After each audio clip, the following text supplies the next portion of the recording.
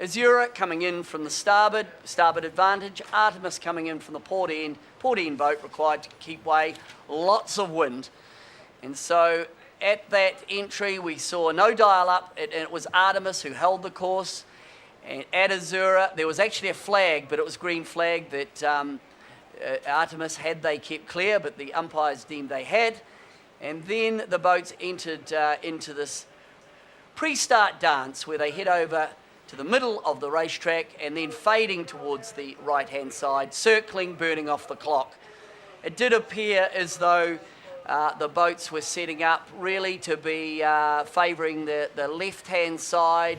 Artemis got a little bit high on the starboard ley line. They were a little bit early for the start, and they had to push late in the start. They pushed down, not a lot of gauge between the boats, but off the line, Artemis did a fabulous job surviving in that windward position for a lot longer than we expected.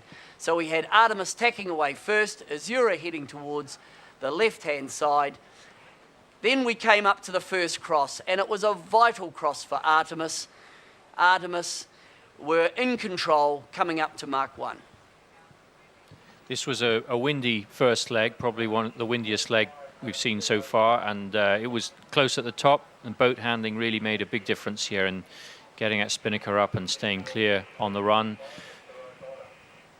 Coming down the downwind, it was blowing hard, and the boat handling had to be perfect. Artemis did a beautiful jibe onto starboard. They came across to the left-hand marker. They did a pretty conservative takedown, tucked right round on the mark, but it was an error here for Azura. They couldn't get their spinnaker down, and they overshot the mark, giving away valuable boat lengths, an extension for Artemis on the downwind. And that really was the last chance for Azura to get back into the race, barring errors on part of Artemis.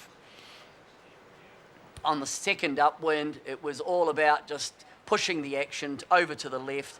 Artemis still ahead and comfortably in the lead at the top mark. The run to the finish, one jibing in, and again, up in 20 knots. It was Artemis who'd had a bit of a difficulty jibing, but they got it all sorted out. Artemis come through to take the first match of day 8.